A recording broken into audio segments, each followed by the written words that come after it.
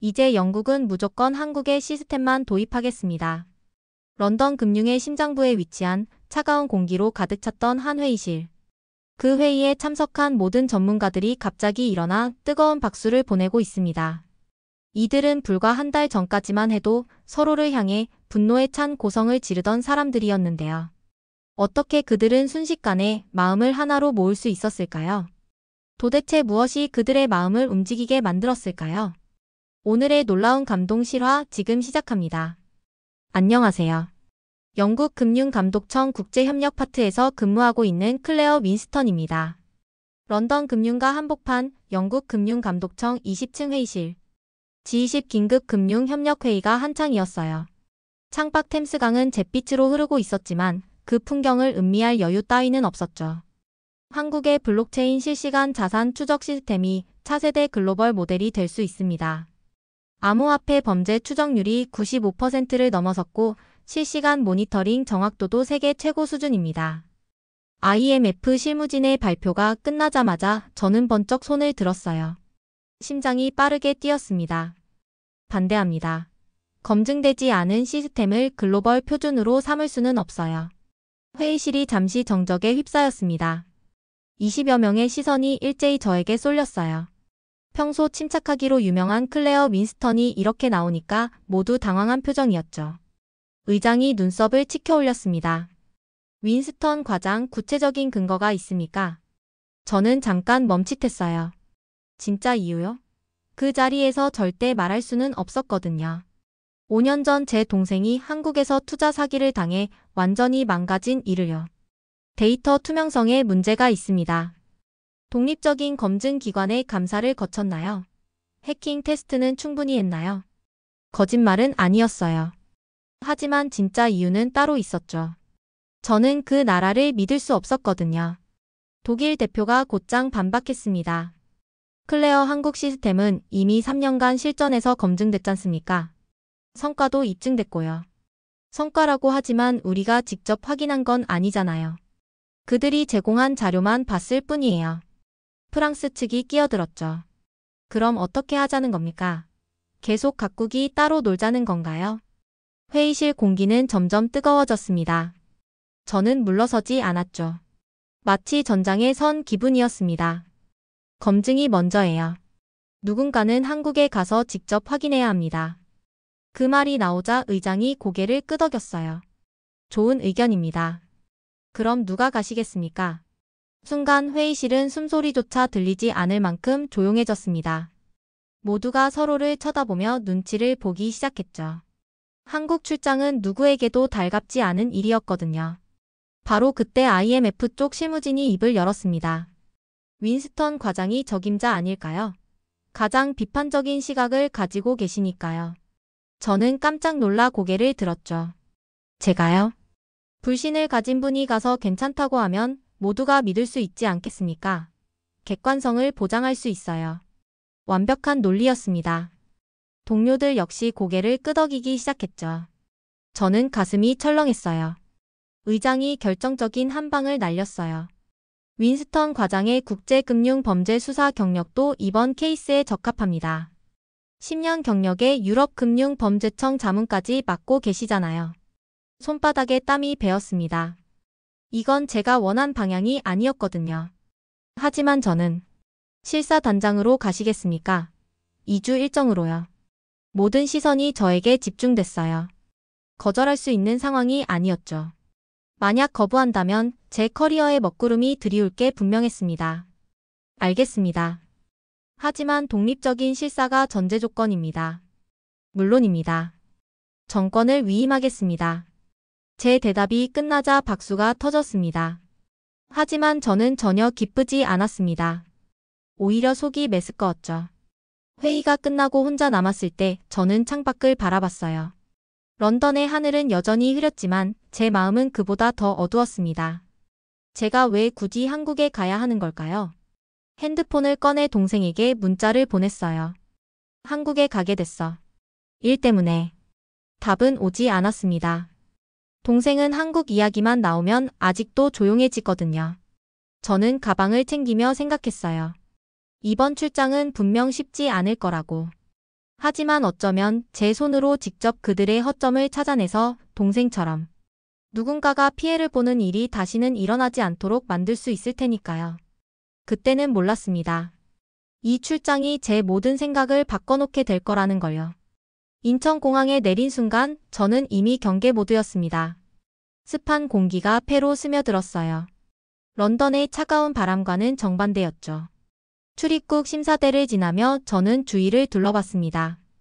5년 전 동생이 이 길을 걸었을 거라는 생각에 가슴이 답답해졌어요. 도착장 출구에서 팻말을 든 남자가 보였습니다. 클레어 윈스턴이라고 적힌 종이를 들고 있었죠. 윈스턴 과장님이신가요? 그가 다가와 환한 미소를 지으며 말했어요. 한국어 억양이 섞인 영어였지만 충분히 유창했습니다. 박현수입니다. 한국금융위원회 디지털 자산정책과에서 근무하고 있어요. 그의 미소가 너무 자연스러웠어요. 마치 오랜 친구를 만난 것처럼 반가워하는 표정이었죠. 하지만 저는 그 미소가 불쾌했습니다. 안녕하세요. 저는 차갑게 인사했어요. 악수를 청하는 그의 손을 보고 잠시 망설였지만 예의상 손을 내밀었죠. 피곤하시죠? 차가 준비되어 있어요. 박현수는 제 캐리어를 자연스럽게 끌어줬습니다. 괜찮습니다. 제가 할게요. 저는 그게 싫었어요. 마치 제가 도움이 필요한 사람인 것처럼 느껴졌거든요. 그가 당황하며 손을 뺐어요. 아, 죄송해요. 그냥 습관적으로. 하지만 여전히 미소를 잃지 않았죠. 그 미소가 더욱 거슬렸습니다.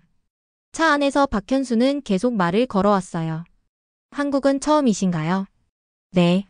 그럼 기대되시겠어요. 서울은 정말 역동적인 도시거든요.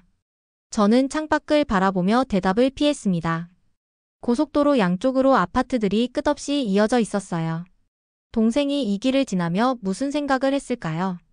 혹시 불편한 점이 있으시면 언제든 말씀해 주세요. 제가 담당자니까요. 박현수의 목소리에는 진심이 담겨 있었어요. 하지만 저는 그것조차 의심스러웠죠. 5년 전 동생을 속인 그들도 처음에는 이렇게 친절했을 거니까요. 고맙지만 괜찮습니다. 제 차가운 반응에도 박현수는 포기하지 않았어요. 오히려 더 자연스럽게 이야기를 이어갔죠. 아, 그러고 보니 윈스턴 과장님 전공이 국제금융범죄수사라고 들었어요. 정말 멋진 일을 하시는군요. 그 말에 저는 고개를 돌려 그를 쳐다봤어요. 박현수는 진짜 관심 있어 하는 표정이었습니다. 그런 일도 하죠. 사실 저희도 금융범죄 때문에 고민이 많아요. 특히 외국인을 대상으로 한 투자 사기 같은 경우에는 그 순간 제 몸이 굳었어요. 투자 사기라는 단어에 동생의 얼굴이 떠올랐거든요. 무슨 말씀이세요? 아, 몇 년 전에 조선족 사기단이 외국인들을 상대로 투자 사기를 친 사건이 있었거든요. 저희가 뒤늦게 파악해서 정말 가슴이 아팠죠. 박현수의 표정이 어두워졌어요. 마치 자신의 일인 것처럼 미안해하는 모습이었죠. 하지만 저는 그의 말을 믿을 수 없었어요. 동생한테 들은 얘기와는 달랐거든요. 동생은 한국 정부가 아무것도 도와주지 않았다고 했는데요. 그래서 어떻게 됐나요? 범인들은 모두 검거됐어요. 하지만 피해자들한테는 정말 죄송한 일이었죠. 그 이후로 저희가 외국인 대상 금융범죄 예방 시스템을 강화했어요. 박현수가 진심으로 안타까워하는 하는 걸까요? 저는 여전히 의심스러웠습니다. 이것도 다 연기일 수 있었거든요. 좋은 일이네요. 저는 다시 창밖을 봤어요. 서울 시내가 가까워지고 있었죠. 높은 빌딩들 사이로 한강이 보였어요. 저기 보이는 게 한강이에요. 야경이 정말 아름다워요. 박현수가 자랑스럽게 말했어요. 마치 자신의 집을 소개하는 것처럼요. 저는 속으로 중얼거렸어요. 겉보기에는 아름다울지도 모르죠. 하지만 그 아래 숨어 있는 건 뭘까요? 제 동생을 망가뜨린 어둠이 여전히 존재하는 건 아닐까요? 호텔에 도착할 때까지 박현수는 계속 친절했어요. 체크인을 도와주고 내일 일정까지 꼼꼼히 설명해줬죠. 그럼 내일 아침 9시에 뵙겠습니다. 편히 쉬세요. 마지막까지 그 미소를 잃지 않았어요. 저는 그의 뒷모습을 보며 생각했습니다. 저건 다 가식이겠죠. 동생을 속인 놈들도 처음에는 저렇게 웃었을 거예요. 하지만 왜인지 마음 한구석이 불편했어요.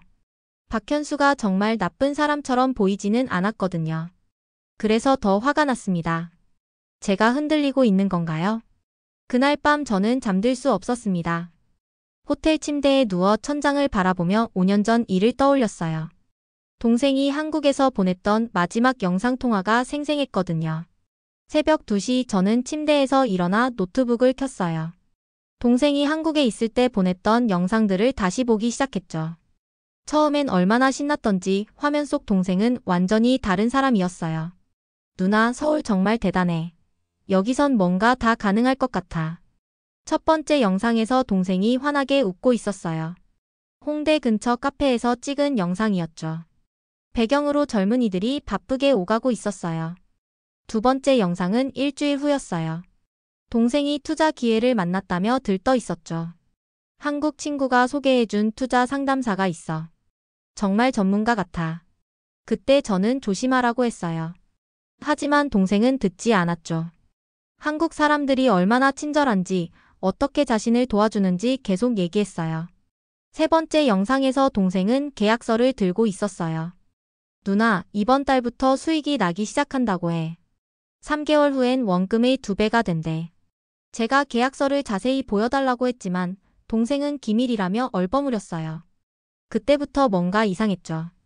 마지막 영상은 한 달 후였어요. 동생의 얼굴이 완전히 달라져 있었어요. 누나, 돈이 다 사라졌어. 그 사람들, 연락이 안 돼.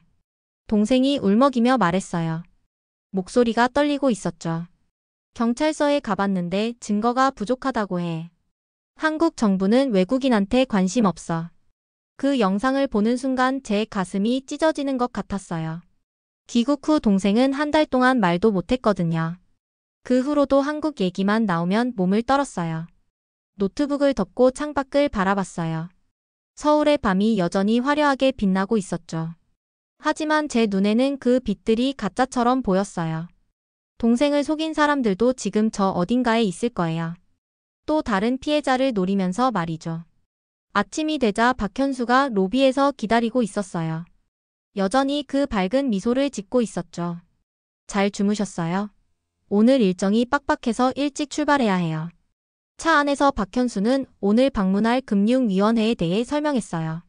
한국의 디지털 자산 정책이 얼마나 선진적인지 자랑하기 시작했죠.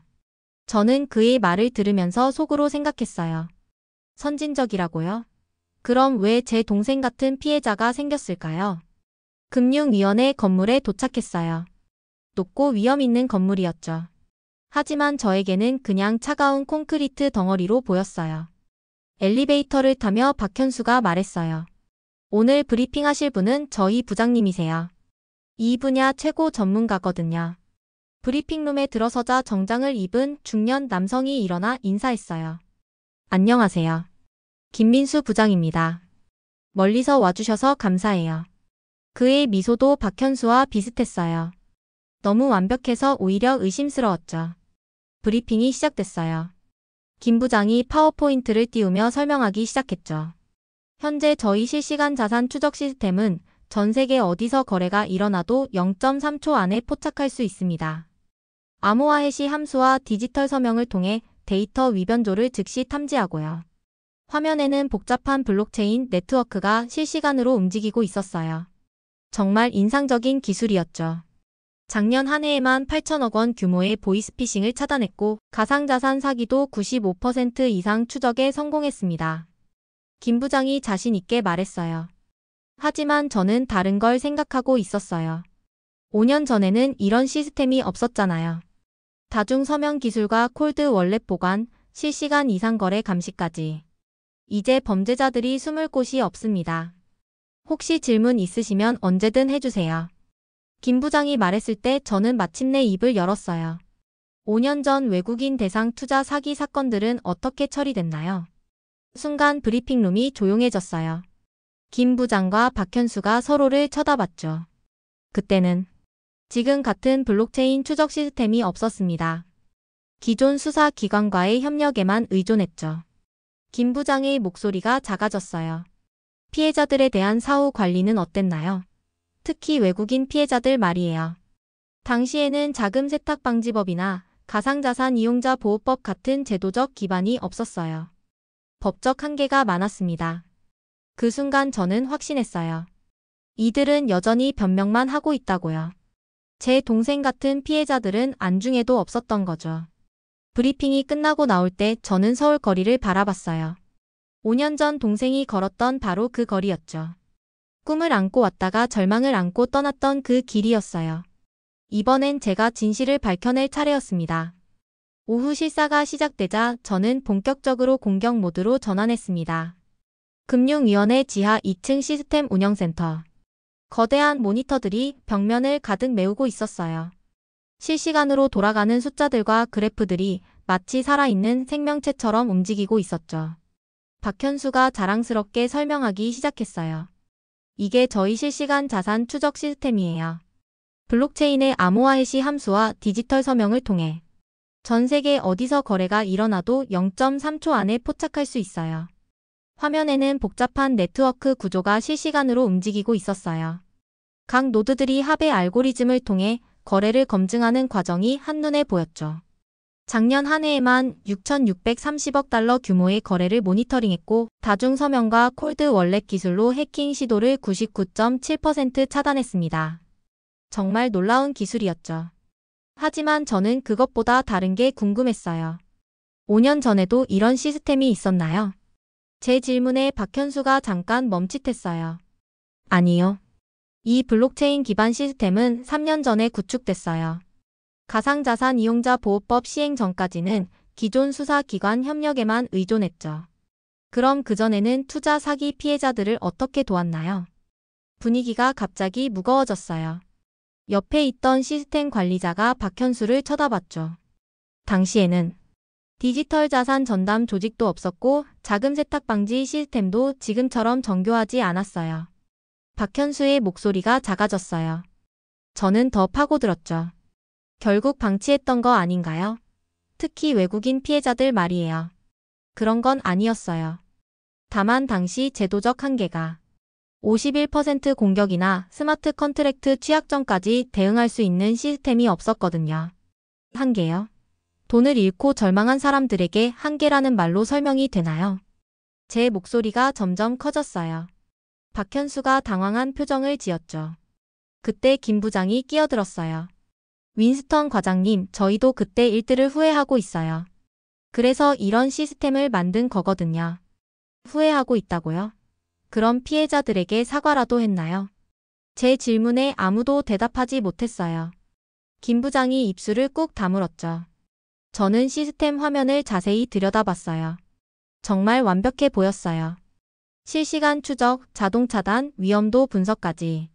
탈중앙화와 불변성을 보장하는 블록체인 기술의 결정체였죠. 너무 완벽해서 더 수상한데요. 제가 중얼거리자 박현수가 깜짝 놀란 표정을 지었어요. 수상하다니요? 완벽한 시스템은 없어요. 브릿지 해킹이나 프라이빗 키 유출 같은 허점이 있을 거예요. 저는 화면을 계속 살펴봤어요. 데이터 흐름 보안 체계 백업 시스템까지. 하나하나 꼼꼼히 확인했죠. 이 시스템 해킹당한 적 없나요? 단 한 번도 없어요.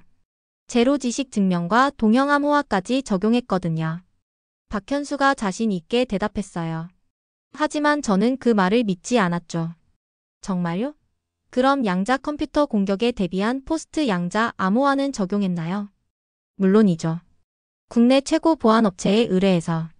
국내 업체요? 해외 해커들은 어떨까요? 제 질문에 박현수가 말을 막혔어요. 저는 그 틈을 놓치지 않았죠. 실제 범죄자들은 국경을 넘나들어요. 국내 테스트만으로는 부족하지 않을까요? 김 부장이 끼어들었어요. 그런 부분도 검토하고 있어요. 하지만 현재까지는 문제없이 운영되고 있어요. 현재까지는요. 그럼 앞으로는 어떨까요? 저는 계속 의문을 제기했어요. 그들의 완벽한 시스템에 균열을 내고 싶었거든요. 실사가 끝날 때까지 저는 끈질기게 질문했어요. 데이터 보관 기간, 개인정보 보호 국제 공조 체계까지. 모든 걸 의심의 눈초리로 바라봤죠. 박현수가 지쳐 보였어요. 처음에 밝은 미소는 온데간데 없었죠. 혹시 더 궁금한 게 있으시면. 많죠. 아직 시작도 안 했어요. 제 대답에 박현수가 깜짝 놀랐어요. 저는 가방에서 두꺼운 파일을 꺼냈죠. 내일은 실제 거래 데이터를 분석해보고 싶어요. 그리고 과거 사기 사건 처리 과정도 자세히 알아봐야겠고요. 김 부장과 박현수가 서로를 쳐다봤어요. 걱정스러운 표정이었죠.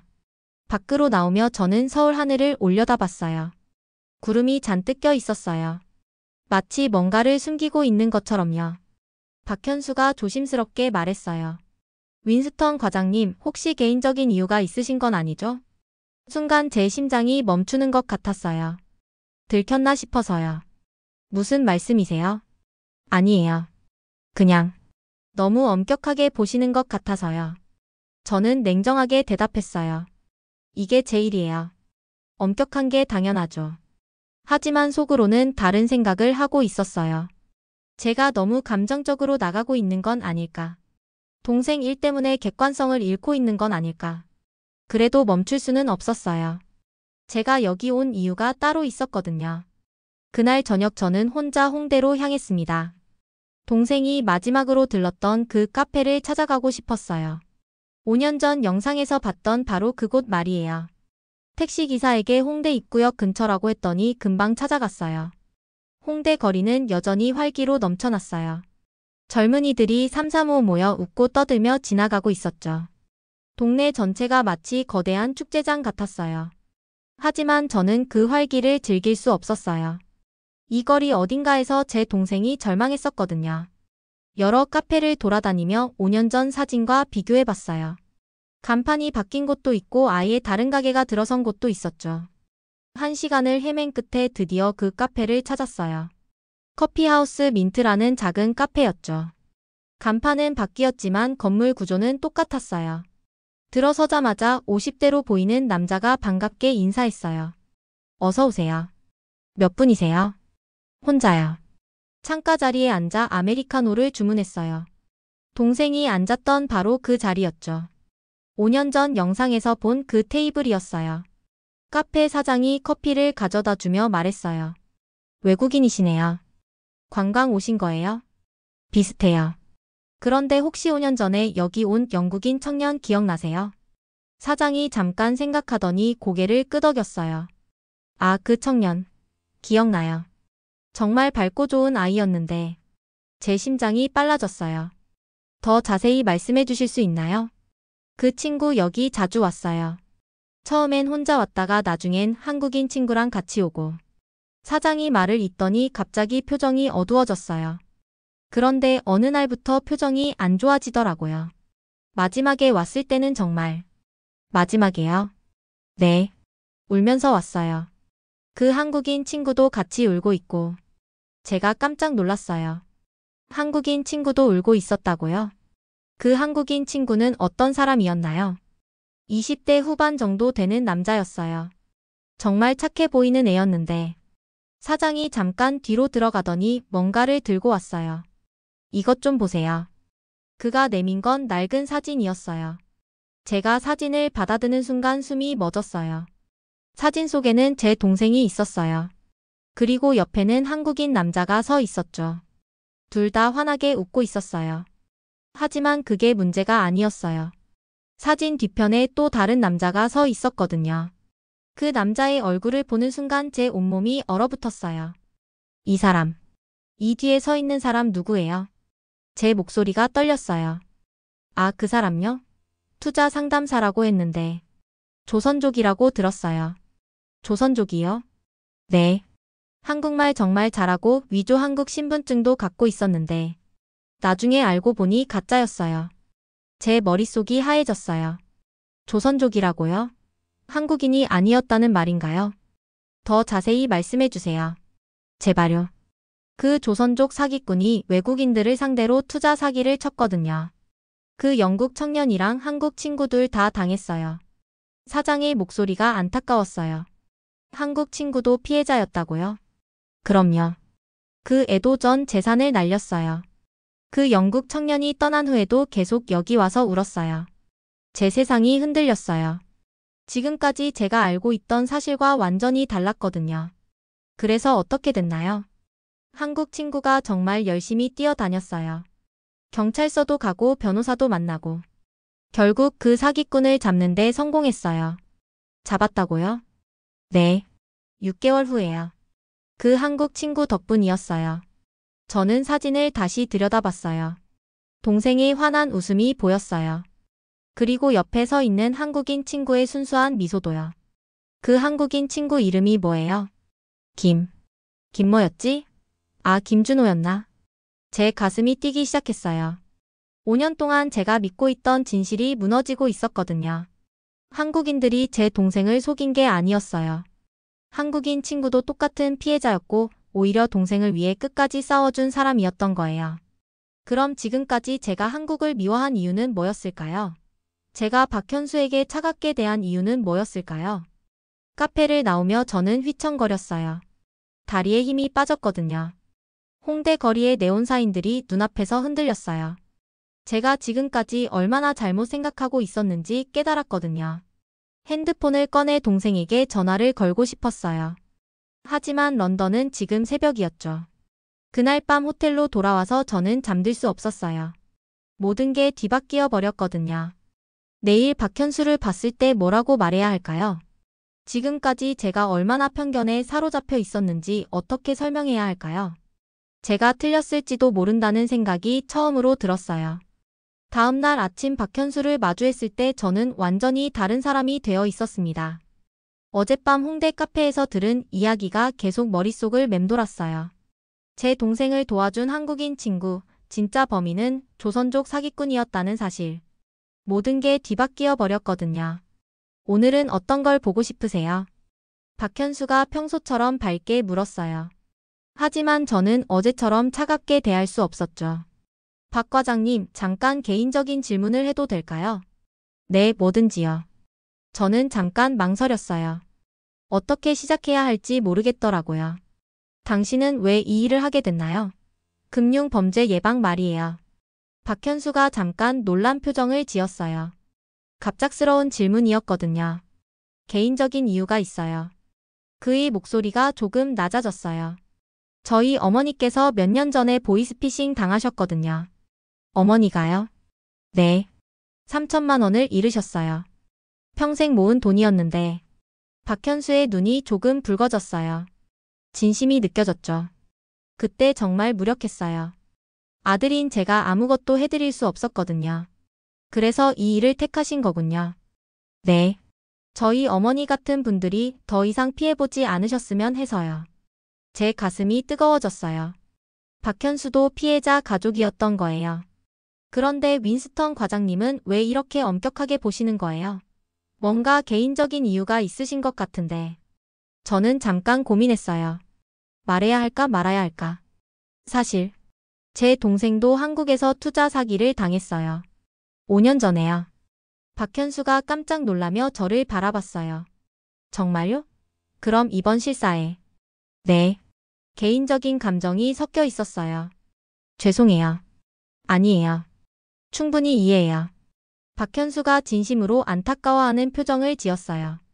혹시 어떤 사건이었는지 말씀해 주실 수 있나요? 저희가 도울 수 있는 게 있을지도 모르거든요. 저는 동생 이야기를 천천히 했어요. 꿈을 안고 한국에 왔다가 투자 사기를 당한 일, 그 후로 한 달 동안 말도 못한 일까지요. 박현수가 진지하게 들어주었어요. 중간중간 안타까워하는 표정을 짓기도 했죠. 정말 죄송해요. 그때 저희가 더 잘했어야 했는데. 아니에요. 어젯밤에 알았거든요. 진짜 범인은 조선족 사기꾼이었다는 걸요. 조선족이요? 네. 그리고 제 동생을 도와준 한국인 친구가 있었대요. 그 친구도 같은 피해자였지만 끝까지 범인을 잡으려고 노력했다고 해요. 박현수의 얼굴이 밝아졌어요. 그럼 결국 해결됐나요? 6개월 후에 범인을 잡았대요. 그 한국인 친구 덕분에요. 제가 말하며 눈물이 났어요. 5년 동안 한국을 원망했는데 정작 한국인이 제 동생을 도와준 거였거든요. 윈스턴 과장님, 그 한국인 친구 이름 혹시 기억나세요? 김준호라고 했던 것 같아요. 박현수가 잠깐 생각하더니 핸드폰을 꺼냈어요. 제가 한번 찾아볼게요. 혹시 연락처라도 알 수 있다면. 정말요? 네. 그분께 감사 인사라도 전해드려야죠. 그 순간 저는 박현수를 완전히 다른 시각으로 보게 됐어요. 진심으로 도우려는 사람이었거든요. 박 과장님, 제가 너무 심하게 굴었죠? 아니에요. 충분히 이해해요. 가족이 다치면 누구든 그럴 수 있어요.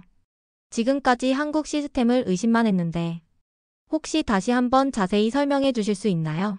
이번엔 제대로 들어보고 싶어요. 박현수가 환하게 웃었어요. 처음 공항에서 봤던 그 진심 어린 미소였죠. 물론이죠. 오늘 하루 종일 시간 있어요. 우리는 다시 시스템 센터로 향했어요. 하지만 이번엔 제 마음가짐이 완전히 달랐어요. 박현수가 설명하는 모든 것들이 새롭게 들렸어요. 범죄자들을 잡기 위한 노력, 피해자들을 보호하기 위한 시스템, 국제 공조를 위한 준비까지. 이 모든 게 과거 사건들 때문에 만들어진 거군요. 맞아요. 저희 어머니 같은 분들, 윈스턴 과장님, 동생 같은 분들이 더 이상 피해보지 않으셨으면 해서요. 그제야 저는 깨달았어요. 이들이 만든 시스템은 복수가 아니라 예방을 위한 거였다는 걸요. 당신 나라의 시스템 정말 사람을 지키려고 만든 거였군요. 제가 진심으로 말하자 박현수가 고개를 끄덕였어요. 그게 저희 목표예요. 기술은 결국 사람을 위한 거니까요. 그날 오후 저는 처음으로 한국 시스템에 감동받았어요. 완벽하지는 않았지만 진심이 담겨 있었거든요. 저는 틀렸었어요. 완전히 철저하게 틀렸었어요. 여러분도 그렇게 생각하시죠? 실사 마지막 날 박현수가 특별한 시연을 준비했다고 했습니다. 실제 상황과 똑같은 조건에서 테스트해보고 싶다고 하셨잖아요. 오늘 그걸 보여드릴게요. 금융위원회 상황실. 거대한 화면들이 벽면을 가득 메우고 있었어요. 실시간으로 전 세계 6,630억 달러 규모의 금융 거래가 모니터링되고 있었죠. 박현수가 시연을 시작했어요. 지금부터 가상의 투자 사기 상황을 재현해 보겠어요. 실제 범죄자들이 쓰는 스마트 컨트랙트 취약점을 이용한 방식으로요. 화면에 복잡한 거래 내역들이 나타나기 시작했어요. 여러 블록체인을 넘나드는 자금 흐름, 가짜 투자 회사들, 위조된 디지털 서명들까지. 5년 전 윈스턴 과장님 동생 사건과 비슷한 패턴이에요. 조선족 사기단들이 즐겨 쓰던 수법이죠. 박현수의 설명을 들으며 저는 숨을 죽였어요. 마치 5년 전 그 상황을 다시 보는 것 같았거든요. 바로 그때였습니다. 갑자기 상황실에 경고음이 울렸어요. 빨간 경고등이 깜빡이기 시작했죠. 뭐죠? 제가 놀라서 물었어요. 실제 해킹 시도입니다. 동남아시아 쪽에서 디도스 공격과 함께 51% 공격을 시도하고 있어요. 박현수가 긴장한 표정으로 모니터를 바라봤어요. 상황실이 순식간에 전쟁터가 됐어요. 직원들이 분주하게 움직이며 키보드를 두드리고 있었죠. 브릿지 해킹을 통해 암호화폐 거래소를 노리고 있어요. 상당히 정교한 공격이네요. 막을 수 있나요? 당연하죠. 저희 다층 방어 시스템을 보세요. 박현수가 화면을 가리켰어요. 빨간색으로 표시된 공격 경로가 실시간으로 추적되고 있었죠. 1단계 암호화 해시 방어. 돌파당했습니다. 2단계 다중 서명 인증으로 넘어갑니다. 하지만 공격은 계속됐어요. 제 심장이 빨라졌어요. 실제 상황이었거든요. 2단계도 우회했습니다. 제로 지식 증명 기반 3단계 방어 시스템 가동합니다. 이 정도면 상당한 수준의 조직이에요. 박현수의 이마에 땀이 맺혔어요. 하지만 당황하지 않고 침착하게 대응하고 있었죠. 최종 포스트 양자 암호화 방어막 전개합니다. 화면에 양자 내성 방어 가동라는 문구가 떴어요. 3초, 5초, 10초. 차단 완료. 공격자 위치 추적 중. 베트남 호치민시 확인됐습니다. 상황실에 환호성이 터졌어요. 현지 경찰과 국제 공조 요청 완료. 30분 내 검거 가능합니다. 저는 그 모든 과정을 지켜보며 전율했어요. 불과 3분 만에 공격을 막고 범인까지 추적한 거였거든요. 이게 진짜였나요? 네. 100% 실제 상황이었어요. 박현수가 땀을 닦으며 말했어요. 이 시스템이 제 동생 때 있었더라면. 제 목소리가 떨렸어요. 그런 일은 다시 일어나지 않을 거예요. 박현수가 단호하게 말했어요. 이 시스템의 진짜 목적이 뭔지 아시겠죠? 단순히 기술을 자랑하려는 게 아니에요. 사람을 지키려는 거군요. 맞아요. 윈스턴 과장님 동생 같은 분들, 저희 어머니 같은 분들을 지키려는 거예요. 그 순간 제 눈에서 눈물이 흘렀어요. 5년 동안 쌓인 분노와 원망이 순식간에 녹아내렸거든요. 박 과장님. 네? 미안해요. 정말 미안해요. 뭐가 미안하시다는 거예요? 제가 완전히 잘못 생각하고 있었어요. 박현수가 조용히 다가왔어요. 윈스턴 과장님, 그 마음 충분히 이해해요. 가족을 잃으면 누구든 그럴 수 있어요. 하지만 당신들은 정말로 노력하고 있었잖아요. 저희도 완벽하지 않아요. 아직 부족한 게 많고요. 아니에요. 충분해요. 정말 충분해요. 그날 오후 상황실을 나오며 박현수가 조용히 말했어요. 그 사건 우리에게도 큰 계기가 됐습니다. 네? 윈스턴 과장님 동생 사건 말이에요. 저희가 이 시스템을 만들게 된 계기 중 하나였어요. 제 가슴이 뛰었어요. 그분의 희생이 헛되지 않았어요. 이제 같은 일은 일어나지 않을 거예요. 밖으로 나오며 저는 서울 하늘을 올려다봤어요. 구름이 걷히고 파란 하늘이 보였어요. 제 동생의 고통이 이런 결과를 만들어낸 거였어요. 더 나은 세상을 위한 작은 씨앗이 된 거였죠. 그제야 저는 이해했습니다. 한국이라는 나라가 어떤 곳인지를요. 인천공항으로 향하는 길에서 저는 완전히 다른 사람이 되어 있었습니다. 일주일 전 이곳에 도착했을 때와는 180도 달랐어요. 그때는 분노와 원망으로 가득했는데 지금은 감사와 존경으로 마음이 따뜻했죠. 박현수가 배웅을 나왔어요. 처음 만났을 때처럼 환한 미소를 짓고 있었지만 이번엔 그 미소가 전혀 불쾌하지 않았어요. 오히려 고마웠죠. 정말 도움이 많이 됐어요. 고마워요. 제가 진심으로 말하자 박현수가 고개를 흔들었어요. 저야말로 감사해요. 윈스턴 과장님 덕분에 저희도 많이 배웠어요. 배웠다니요? 객관적인 시각의 중요성을요. 처음엔 당황했지만 결국 저희 시스템을 더 견고하게 만들어줬어요. 공항 로비에서 우리는 잠깐 서 있었어요. 박 과장님, 그 김준호 씨 연락처 찾아주신다고 했잖아요. 아, 맞아요. 찾았어요. 박현수가 종이를 꺼내 건넸어요. 지금은 IT 회사에서 보안 업무를 하고 계세요. 그때 일 때문에 이쪽 분야에 관심을 갖게 되셨나 봐요. 제 눈이 뜨거워졌어요. 동생을 도와준 그분도 결국 같은 길을 걷고 있었던 거예요. 꼭 연락드려서 감사 인사 전할게요. 비행기에 오르기 전 저는 마지막으로 서울을 바라봤어요. 일주일 전만 해도 미웠던 그 도시가 이제는 아름다워 보였어요.